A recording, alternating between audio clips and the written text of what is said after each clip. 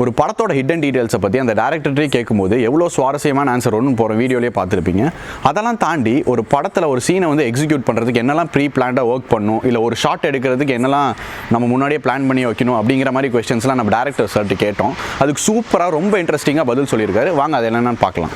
So இப்போ வந்து ஒவ்வொரு தாட் வந்து நம்ம ஒரு கிரியேட்டராக வந்து நம்ம மைண்டில் வச்சுருப்போம். டெக்னீஷியன்ஸ் கிட்டே இவ்வளோ வாங்கணும், ஆடியன்ஸ் கிட்ட வந்து ஆடியன்ஸ் வந்து இவ்வளோ ரசிக்கணும் அப்படின்னு. உண்மையாலுமே நம்ம மைண்டில் ஒன்று இருக்குல்ல சார், இந்த பர்டிகுலர் போர்ஷன் வந்து இவ்வளோ அழகாக தெரியணும், இந்த ஆங்கிள் இருக்கணும், உள்ள வந்து ஹீரோயின் வந்து மிரருக்கு பின்னாடி இருக்க தெரியணும். இந்த ஒவ்வொரு சின்ன சின்ன விஷயத்தையும் நம்ம ஒரு ஷார்ட் ஃபிலிம் எடுக்கிறதுக்கே நூலாயிரும் சார். ஒரு 2.5 hour படம் அது ஃபுல்லாத்தையும் மைண்டில் வச்சு அத்தனை நாள் போஸ்ட்டு ப்ரொடக்ஷனுன்னு போய் எல்லாத்தையும் ஒர்க் பண்ணி ட்ரை பண்ணுறப்போ எவ்வளோ பெரிய கஷ்டம் இருக்கும்ல சார். எப்படி சார் இதை பண்ணுறீங்க? இல்லை என்னென்னா, பேசிக்காக நான் வந்து ஒரு கார்ட்டூனிஸ்ட். கார்ட்டூனிஸ்ட்னா நான் சின்ன வயசுலேருந்து சினிமாவுக்கு வர்றதுக்காகவே கார்ட்டூன் கற்றுக்கிட்டேன். கார்ட்டூன் வரைகிறத பற்றி ஒரு பாலிட்டிக்கல் கார்ட்டூன், இல்லை ஒரு ஒரு ஒரு ஒரு வெறும் நார்மலான ஒரு கார்ட்டூன் ஜோக்ஸு, இல்லை பொலிட்டிக்கல் கார்ட்டூன், கார்ட்டூனிஸ்ட்டாக ஒரு பக்கம் ஆகணுங்கிற ஒரு தீவிரமான எண்ணம் இருந்தது. ஏன்னா பேசிக்காக நம்ம படம் வரைகிறதுனால. அப்போ என்ன ஆகுனா, நான் ஒரு கார்ட்டூன் வரையும் போது பேசிக்காக அதில் வந்து அந்த கேமரா ஆங்கிள்லேருந்து நம்ம ஃபிக்ஸ் பண்ணுவோம். நம்ம படம் வரையும் போது எந்த ஆங்கிள்லேருந்து இதை காட்டலாம், வரையலாம் அப்படின்னு எனக்கு ஒன்று தோணும். அப்புறம் 2 கேரக்டர் எப்படி ரியாக்ட் பண்ணணும், அந்த கேரக்டர் என்ன டயலாக் பேசணும், பேக்ரவுண்டு கூட நான் வரைவேன். அந்த கார்ட்டூனுக்கு பேக்ரவுண்டில் அது எல்லாருமே வரைகிறது தான். அந்த டீட்டெயில் வந்து என்னன்னா அங்கேயே நம்ம கற்றுக்குறோம். ஒரு லொக்கேஷனில் ஒரு 2 பேர் பேசிக்கிறாங்க, ஒரு சாதாரண காமெடியாக இருந்தாலும் பரவாயில்ல, அங்கே 2 பேர் பேசுகிறாங்க, அதுக்கு பேக்ரவுண்டு என்ன, கூட ஒரு அந்த அந்த அங்கே நிற்கும் போது நான் பெரும்பாலும் என்ன பண்ணுவேன், கூட யாராவது வளர்ப்பு நாய் கூப்பிட்டு போகிறாங்க, அந்த நாய் என்ன பண்ணுது, அந்த நாயோடைய ரியாக்ஷன் என்ன, அவங்க 2 பேர் என்ன பேசிக்கிறாங்க. அது வந்து சும்மா நம்ம கார்ட்டூன் தானே, அது இவங்க 2 பேர் பேசுகிறத பார்த்துட்டு முறைக்கிற மாதிரியா, இல்லை அதுக்கு பிடிக்காமல் இருக்கலாம், பிடிக்கலாம், அது வந்து ஒரு பக்கம் ஒன்றுக்கு இருந்துட்டு இருக்கலாம், இந்த மாதிரி. ஆமாம், இப்படி பண்ணும்போது என்ன ஆகுதுன்னா, ஒரு கார்ட்டூன் ஜோக்ஸ்க்கு நம்ம வந்து என்ன ஆகுதுன்னா, 2 பேர்த்தோட ரியாக்ஷனு, அவங்க பண்ணுற டைலாக்கு, பேக்ரவுண்டு, அவங்க போட்டிருக்க காஸ்டியூமு, இது எல்லாமே ஃபிக்ஸ் பண்ணுறதுனால எனக்கு படம் பண்ணும்போது, கதை எழுதும்போது மேக்ஸிமம் வந்து ஒரு விஷுவல் வந்து ஃபிக்ஸ் பண்ணிடுவேன். இப்படி இருந்துச்சுன்னா இது சூப்பராக இருக்கும் அப்படின்ட்டு. அது மைண்டில் ஃபிக்ஸ் பண்ணிட்டதுக்கப்புறம் தேவைன்னா ஆங்கிள் முதல் கொண்டு எழுதி வச்சுடுறேன். அப்புறம் மியூசிக்கு, கட்டு, இதெல்லாமே மேக்ஸிமம் நான் எழுதி வச்சுருவேன். இல்லைன்னா மைண்டில் இருக்கும். அப்படிங்கும்போது மேக்ஸிமமான சீன்ஸில் இருக்க முக்கிய ஷார்ட்ஸ் எல்லாம் நம்ம வந்து ஃபிக்ஸ் பண்ணிடுவோம். இது வந்து இப்படி தான் இருக்கணும், ஏன்னா அதுக்கு மேக்ஸிமம் பெட்டராக பண்ணி வச்சுறதுனால இதை தாண்டி கம்மியாக போயிடக்கூடாதுன்னு நான் உறுதியாக இருப்பேன். உதாரணத்துக்கு நீங்கள் வந்து 2-3 ஷார்ட் சொல்லலாம். உதாரணத்துக்கு சொல்கிறேன். ஃபஸ்ட்டு வந்து நம்ம படத்தில் ராட்சசன்லாம் ஃபஸ்ட்டு சீன்லேயே இருக்குது, 2 பேர் பேசிகிட்டு இருக்காங்க. அப்போ வந்து ஒரு நாய் வந்து குறைக்குது, இவர்கிட்ட இருந்த நாயும் திருப்பி குறைக்குது. இப்போ அது ஒரு கட்டத்தில் அது 2 நாயும் அங்கேருந்து பள்ளத்தில் இறங்கி போகுது. இறங்கி போகிறதுலேருந்து ஒரே ஷாட் வச்சுக்குவோம். இறங்கி போகிறதுலேருந்து ஒரே ஷாட்டு, அங்கேருந்து போகுது, இவங்க 2 பேரும் முன்னாடி போயிட்டுருக்காங்க, கேமரா ஃபாலோ பண்ணிகிட்டே போகுது. எங்கேயும் கட் பண்ணாமல் கரெக்டாக அந்த 2 நாய் அந்த டெட் பாடியை மோப்பம் முடிச்சிட்ருக்குது. அவங்கள தாண்டி இதுக்கு முன்னாடி என்ன வச்சுருந்தேன்னா, ஒரு ஈ வந்து அந்த கேமராக்கு முன்னாடி போயிட்டுருக்கும், அப்படி வச்சுருந்தோம். அது வந்து சில டெக்னிக்கல் இதனால அதை வேண்டாம்னு விட்டுட்டோம். கேமரா ஒரு கட் பண்ணாமல் நேராக போயிட்டே இருக்குது, எங்கேயும் ஸ்டாப் ஆகாமல் கண்ணுக்குள்ளேயே போயிடலாம். போய் அங்கே உள்ள நிறைய ஈக்கள் இருக்குது, அதை தாண்டி போகும்போது ஒரு பியானோ வர மாதிரி. ஆமாம், அங்கே தான் டைட்டில் ரிவ்யூவில் இது முதல்லையே ஃபிக்ஸ் பண்ணி வச்சுருந்தோம். இதுலேருந்து ஆரம்பித்து இது ஒரு முக்கியமான ஒரு ஷாட்டு. அதுக்கப்புறம் வந்து அது முடிஞ்சோன்னே ஒரு சைக்கோ வந்து கதவை திறந்துட்டு லைட்டை போடுவார். லைட்டை போட்டோன்னு பார்த்தோன்னா போடும்போது தான் தெரியும் அந்த ஒரு பொண்ணு வந்து கேமரா பக்கத்தில் தொங்கிட்டு இருப்பாங்கிறது. அது லைட்டு போடுற வரைக்கும் அவர் தூரத்தில் இருக்கிற இது மட்டும்தான் இருக்கும். இப்போ இது ஒரே ஷாட்டு. இப்போ என்ன ஆகுன்னா, அந்த பொண்ணு அப்படியே லைட்டு போட்டோன்னா இந்த பொண்ணு இங்கே தொங்கிட்டு இருக்கிறது தெரியும். இப்போ ரொட்டேஷன் இங்கேருந்து இறங்கி அப்படியே அவர் அந்த பொண்ணு இந்த சங்கிலி கீழே லிவர் இழுத்துட்டோன்னா அது வந்து விழுந்துடும். இவர் பக்கத்தில் போய் வெட்டுற வரைக்கும் ஒரே ஷாட்டு. அது இங்கேருந்து ஆரம்பித்து இப்படி போய் நிற்கலாம். அது வெட்டி லைட்ஸ் ஆன் சொல்லும் போது வரைக்கும் ஒரே ஷாட்டு வரும். அதே மாதிரி அந்த பொண்ணை வந்து அப்யூஸ் பண்ணுறதுக்காக இவர் வாத்தியார் கேரக்டர் நிற்கும் போது அந்த பொண்ணு கால் விழுந்து அழுவா. இப்போ அவள் முகத்துலேருந்து கேமரா போய் அதுலேருந்து ஒரு ஒரு ஒரு ரவுண்ட் அடித்து அதுலேருந்து அந்த வாத்தியாருடைய முதுகுக்கு பின்னாடி கேமரா போய் மேலே வரும்போது ஹீரோ நிற்கணும் அப்படிங்கிறது முன்னாடியே ஷார்ட்லேயே எழுதி வச்சிரும். இது வந்து என்ன ஆகுதுன்னா நமக்கு வந்து ஒரு ஷார்ட் ப்ரிப்பேர் பண்ணுறதுக்கும் ஷூட்டிங் போகும்போதும் எல்லாத்துக்கும் ரொம்ப ஹெல்ப்ஃபுல்லாக இருக்கும். நம்ம அங்கே போய் பண்ண முடியாது. இந்த ஐடியா வந்து அங்கே பண்ணோம்னா ஒர்க் அவுட்டே ஆகாது. ஏன்னா அங்கே போய் இதுக்கு நிறைய வேலை செய்யணும். ஆமாம், என்னென்னா இதில் என்ன பிரச்சனை, இது வந்து பேட்சே கிடையாது, ஒரே ஷாட் இல்லாமல். ஏன்னா நீங்கள் ஆரம்பத்தில் அந்த பொண்ணு அழுதுட்டுருப்பான், கேமரா ஏன்னா கேமராக்கு பின்னாடி ஹீரோ இருக்கார். இப்போது கேமரா போய் இப்படி வந்து இப்படி திரும்பி இந்த முதுகு பின்னாடி ஏறி நிற்கும் போது ஹீரோ அங்கே இருக்கணும். இது எங்கேயுமே வந்து சிஜியோ பேட்ச் பண்ணியோ அப்படிலாம் பண்ணல. ஏன்னா அந்த கேமரா ஒரு ரவுண்டே அடிக்கும், அந்த ஏரியாவையே காட்டும் போது எந்த இடத்துலையுமே நம்ம நிற்க முடியாது. கேமராமேன் அந்த ஸ்டெடி கேம் பின்னாடி இருப்பார், நான் இருப்பேன், ஹீரோ இருப்பார். கரெக்டாக இந்த கேமரா அவரை காட்டும்போது அவர் அந்த இடத்துல அந்த வாத்தியார் முன்னாடி நிற்கணும். இவ்வளோ இருக்குது. இதுக்கிட்ட அந்த பொண்ணு வேறு கீழே குனிஞ்சுக்கணும். அவர் நிற்கும்போது அந்த பொண்ணு எங்கே இருப்பாள், அவள் கீழே தான் இருப்பாள். இத்தனையும் நம்ம பண்ண வேண்டியதாக இருக்கும். இப்படி இது மாதிரி ஷாட்டு. இன்னொரு முக்கியமான ஒரு ஷாட் என்னென்னா, அந்த செகண்ட் ஹாஃபில் வந்து அந்த சேஸ் பண்ணி போயிட்டு ஒரு வீட்டுக்குள்ளே போயிடுவார். வீட்டுக்குள்ளே போயிட்டு அங்கே ஒரு செல்ஃப் இருக்கும், செல்ஃப்லேருந்து ஒரு இறகு எடுப்பார். இறகு எடுத்து பார்த்துட்டு இருக்கும்போது இதில் ஏதோ ஒரு சம்திங் இருக்குது அப்படின்னு சொல்லிட்டு ஒன்று யோசிச்சுட்டு இருக்கும்போது, நீங்கள் இருக்கிற அதே இடத்துல தான் செல்ஃபோன் இருக்குன்னு ஒரு கால் வந்து போலீஸ்ன்னு சொல்லுவாங்க. இப்போ என்ன ஆகுனா ஒரே ஷாட்டு, அந்த அவர்கிட்ட முகத்துலேருந்து அப்படியே கீழே இறங்கி இவர் காது வச்சு கேட்டு பார்த்தா அப்படியே ஒரே ஷாட்டு போகும். பார்த்தா கீழே இருப்பாங்க. இப்போ யாரும் அந்த கிறிஸ்டோஃபரும் அந்த பொண்ணும் வாயை பற்றி அமுத்தி பிடிச்சிட்டு இருப்போம். இதெல்லாம் ஒரே ஷாட்டு. இது நிறைய பேர் பேட்சுன்னு நினச்சாங்க, இதை செட்டு ஃபோட்டோ எடுத்தது. ஆமாம், ஏன்னா இது ஒரிஜினல் வீடு மாதிரியே இந்த பக்கம் இருந்த ஒரே ஷாட்டுக்கு இந்த பக்கம் இருக்கிற இதை வந்து செட்டு போட்டு கீழேயும் செட்டு, அது மொத்தமாக செட்டு, அண்டர் கிரவுண்டு அப்படியே செட்டு, அப்படியே ஒரே ஷாட்டில் நாங்கள் அழகாக பிளான் பண்ணி எடுத்தோம். எனக்கு ரொம்ப பிடிச்ச ஷாட்டு. இது மாதிரி நம்ம ஷூட்டிங் நம்ம ஸ்கிரிப்ட்லேயே அது முன்கூட்டியே கொண்டு வரதுனால, இந்த ஷார்ட் பிளானை வந்து முன்கூட்டியே கொண்டு வரதுனால நமக்கு என்ன ஆகுதுன்னா, நம்ம ஷூட்டிங் போகிறதுக்கு முன்னாடி ஷூட்டில் ப்ரீ ப்ரொடக்ஷன்லேயே இந்த செட்டை போடணும்னு ஒரு தெளிவு கிடச்சிடும். இப்போ நம்ம அங்கே போயிட்டு இப்படி ஒரு ஷார்ட் வைக்கலான்னு முடியாது. எப்படி வைப்பீங்க இந்த ஷர்ட்டு? எப்படி நம்ம முந்தின நாள் போட முடியாது. இது வந்து எப்போ பட்ஜெட் போடும்போதே இது நமக்கு தேவை, இந்த கிளாரிட்டி தேவை. இந்த மாதிரி தான் நிறைய ஷார்ட்ஸ் இருக்குது. நிறைய ஷார்ட்ஸ் வந்து நம்ம முன்கூட்டி பிளான் பண்ணால் தான் செட் ஒர்க் போட முடியும். ஏன்னா ஷார்ட்டுக்கு தகுந்த மாதிரி செட் ஒர்க் தான் நம்ம பண்ண வேண்டியதாக இருக்குது. அதனால் வந்து நம்ம ஸ்கிரிப்ட்லேயே 100% வந்து ஷார்ட் பிளானும் தெளிவு இருந்துச்சுன்னா எனக்கு தெரிஞ்சு ஒரு நல்ல ப்ராடக்ட்டு, ஒரு விஷுவலாக நல்ல ஒரு ப்ராடக்டாகவும் கண்டென்ட்டாகவும் நல்லா கிடைக்கும். அதனால் வந்து என்னென்னா, இன்னொன்று எல்லாத்துட்டையும் வேலை வாங்குறது ஈஸியாக இருக்கும். இப்போ என்னென்னா, நான் எல்லாத்துட்டையுமே போஸ்டர் டிசைன் பண்ணுற முதல் கொண்டு ஸ்கிரிப்டை கொடுப்பேன். இப்போ போஸ்டர் டிசைன் பண்ணுறாருன்னு வச்சுக்கோங்க. இதில் வந்து நம்ம படத்துக்கு பண்ணவர் வந்து தண்டோரா ஒரு கம்பெனி, அவர் வந்து சந்திரன் ஒருத்தர் பண்ணார். அவர் போஸ்டர் டிசைன் பண்ணுறதுக்கு நான் வந்து ஐடியா சொல்லல, அவருக்கு ஸ்கிரிப்டே கொடுத்துட்டேன். அவர் ஸ்கிரிப்ட் படிச்சுட்டு உங்களுக்கு இந்த ஸ்கிரிப்ட் படிக்கும்போது என்னென்ன கண்டென்ட்டில் போஸ்டர் டிசைன் பண்ணலாம் அப்படின்னு அவர்கிட்ட கேட்கும்போது அவர் ஒரு உள்வாங்கிட்டு அவர் ஒன்று ஐடியாலாம் பண்ணுவார். இதே மாதிரி காஸ்டியூமுக்கு நடிக்கிறவங்களுக்கு, கேமராமேனுக்கு, மியூசிக் டைரக்டருக்கு, எடிட்டருக்கு எல்லாத்துக்குமே ஸ்கிரிப்ட் கொடுத்துட்டா அவங்க என்ன பண்ணுவாங்கன்னா முன்கூட்டியே ரொம்ப தயாராகிடுவாங்க. இப்போ கேமராமேனுக்கு எனக்கு தெரிஞ்சு 6 மாதத்துக்கு முன்னாடியே ஸ்கிரிப்ட் கொடுத்துட்டோம். அப்போ அதில் அவர் ஏதாவது கரெக்ஷன் சொல்லுவார், இல்லை இதுக்கு இப்படி போகலாம்பார். லொக்கேஷன் பக்கத்துலேருந்து கூடவே வர்றதுக்கு அவர் ஏன்னா ஸ்கிரிப்டில் ஷார்ட் முதல் கொண்டு நம்ம பிளானாக இருக்காருன்னா அவர்கிட்ட நான் போய் அந்த லொக்கேஷனில் போய் ஷார்ட் சொல்லுவேன். இந்த மாதிரி ஷார்ட் தேவைப்படுதுன்னா அவர் அதுக்கு தகுந்த மாதிரி எப்படிலாம் பண்ணலான்ட்டு ஒரு தெளிவாய்க்குவார்.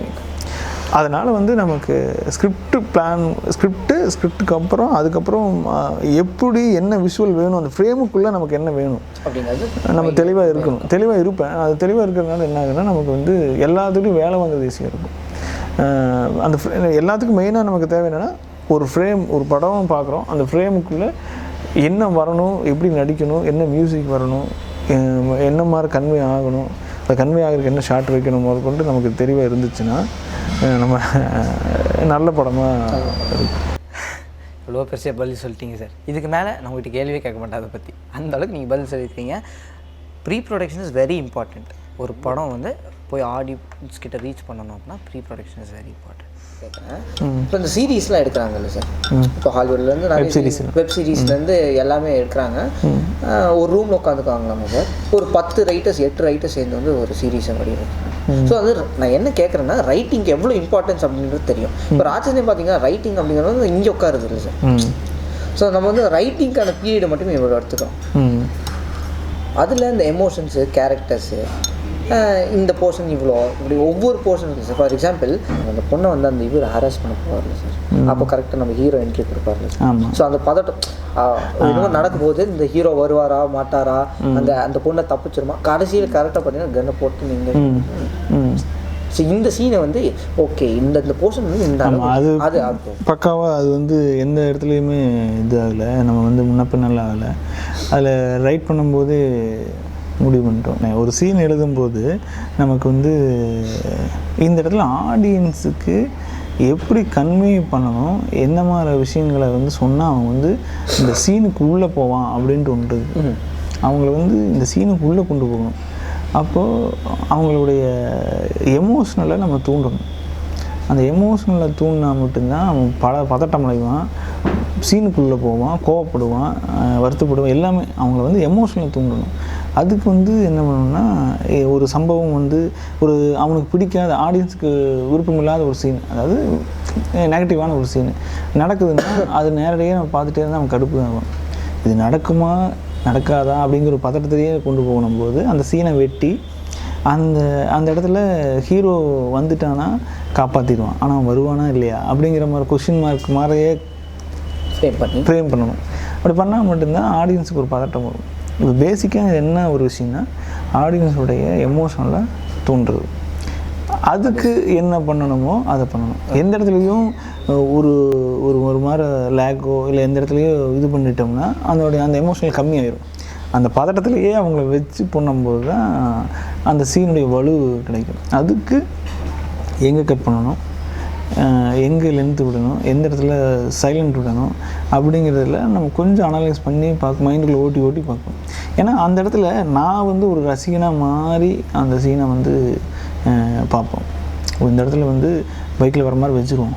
அப்போ தான் ஆடியன்ஸாக அப்போ மாறிடுவோம்.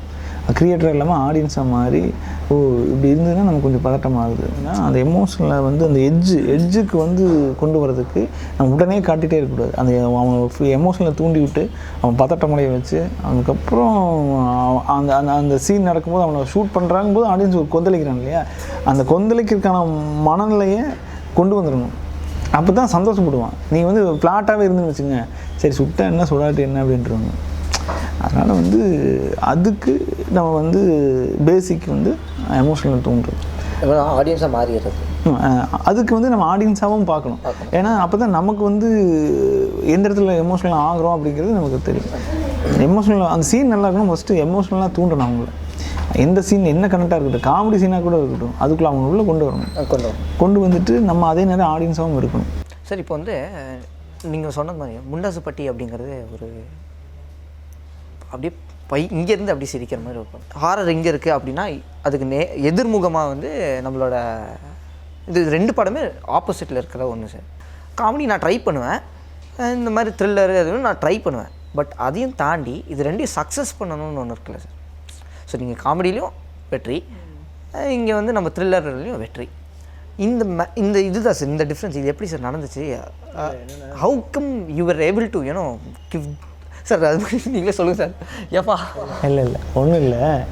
நீங்கள் இது 2த்துக்குமே மெயினாக ஒன்று தேவை. என்னென்னா ஸ்கிரிப்டு மேலே ஒரு நம்பிக்கை. நம்ம எடுக்க போகிற படம் வந்து விளையாட்டாக எடுக்க போகிறதில்ல. இது வந்து குறைஞ்சபட்சம் ஒரு லட்சக்கணக்கான மக்கள் பார்க்க போகிற ஒரு ப்ராடக்ட்டுங்க. அவன் வந்து ஒரு 2.5 மணி நேரத்தை நமக்கு வந்து கொடுக்குறான் ஆடியன்ஸ். அவனுக்கு வந்து நமக்கு வந்து ஒரு திருப்தியான ஒரு படம் கொடுக்கணும் அப்படிங்கிறதுனால அது பேசிக்காகவே ஒரு ஸ்கிரிப்ட் பண்ணும்போது மெனக்கெட்டு கண்டிப்பாக ஆடியன்ஸுக்கு பிடிச்சி இது வெற்றி அடையணும் அப்படிங்கிற மனநிலையில் தான் எல்லாருமே பண்ணுறாங்க. அதில் மெனக்கெடல்ங்கிற ஒரு விஷயந்தான் மிஸ் ஆகிடும் நிறைய பேர்த்துக்கு. அப்படிங்கும்போது நம்ம ஸ்கிரிப்ட் பண்ணும்போது இப்போ நான் இது கொஞ்சம் டைம் எடுத்து தான் பண்ணுவேன். இப்போ உதாரணத்துக்கு முண்டாசுப்பட்டியெல்லாம் குறைஞ்சபட்சம் எனக்கு தெரிஞ்சு 8 மாதம் ஒர்க் பண்ணியிருப்போம். 8 மாதம். ஸோ 8 மாதம் walking only writing R including எல்லாமே ப்ரீ ப்ரொடக்ஷன் இல்லை, நான் சொல்கிறது டிஸ்கஷன், ரைட்டிங்கு மறுபடியும் அடைக்கிறதுக்கு ஆமாம் ஒரு ஒரு ஒரு ஒரு ஒரு ஒரு ஒரு ஒரு டிராஃப்ட் நமக்கு ஆமாம் ஒரு ஃபஸ்ட்டு டிராஃப்ட் கொண்டு வரக்கு 6 மாதம், செகண்ட் டிராஃப்ட் கொண்டு வரக்கு 7வது மாதம், தேர்டு 8 அப்படி போகும். குறைஞ்சபட்சம் 1 வருஷம் ஸ்கிரிப்ட் ஒர்க்கு முண்டாசுப்பட்டி ஷூட்டிங் போகிற வரைக்கும் கூட ஒர்க் பண்ணிட்டு இருந்தோம். அது வேறு. அதனால் வந்து என்னன்னா நமக்கு ஒரு பெரிய நம்பிக்கை வந்துச்சு, நம்ம வந்து இந்த படத்தை வெற்றி அடைங்க. ஏன்னா எனக்கு என்ன பயம்னா, நம்ம வந்து நான் யார்கிட்டையும் அசிஸ்டண்ட்டாக ஒர்க் பண்ணதில்லை. அதனால் என்னன்னா எனக்கு உள்ள ஒரு பயம் வந்துட்டு இருந்தது. என்னென்னா நம்ம ஒரு சினிமா எடுக்க போகிறோம், சினிமா ஆரம்பித்து 100வது வருஷத்தில் நான் வந்து ஒரு படம் எடுக்க போகும்போது இந்த சினிமா உலகம் வந்து 1008 லட்சக்கணக்கான படங்கள் பார்த்தாச்சு. இனி நம்ம பண்ண போகிற படங்கள் வந்து பார்த்து செழிச்சதுலேருந்து இன்னும் ஃப்ரெஷ்ஷாக ஒன்று பண்ணணும் அப்படிங்கிற ஒரு ஒரு ஒரு தாட் இருக்கு இல்லையா. அதனால் வந்து மேக்ஸிமம் எவ்வளோ தூரம் நம்மளால் ஃப்ரெஷ்ஷாக கொடுக்க முடியுமோ கொடுக்கலான்னு சொல்லி ஒரு ஒர்க் பண்ணுறோம். அப்படி ஒர்க் பண்ணும்போது என்ன ஆகுதுன்னா, கடைசியில் நமக்கு ஒரு நல்ல ஒரு அந்த பலன் கிடச்சிருது. இன்னொன்றுனா, நம்ம சினிமாவில் எதுலேயும் ஒர்க் பண்ணாதனால எனக்கு ஒரு பயம் இருந்துகிட்டு இருந்தது, நம்ம எப்படி பண்ண போகிறோம். என்னென்னா சினிமா யாரும் ஒர்க் பண்ணல, நான் ஒர்க் பண்ணல, நம்ம அசிஸ்டன்ஸ் யாரும் ஒர்க் பண்ணல முண்டாசுப்பட்டியில். அப்புறம் வந்து கேமராமேன் புதுசு, மியூசிக் டைரக்டர் புதுசு, இது எல்லாமே ஒரு பயத்தை கொடுத்தது.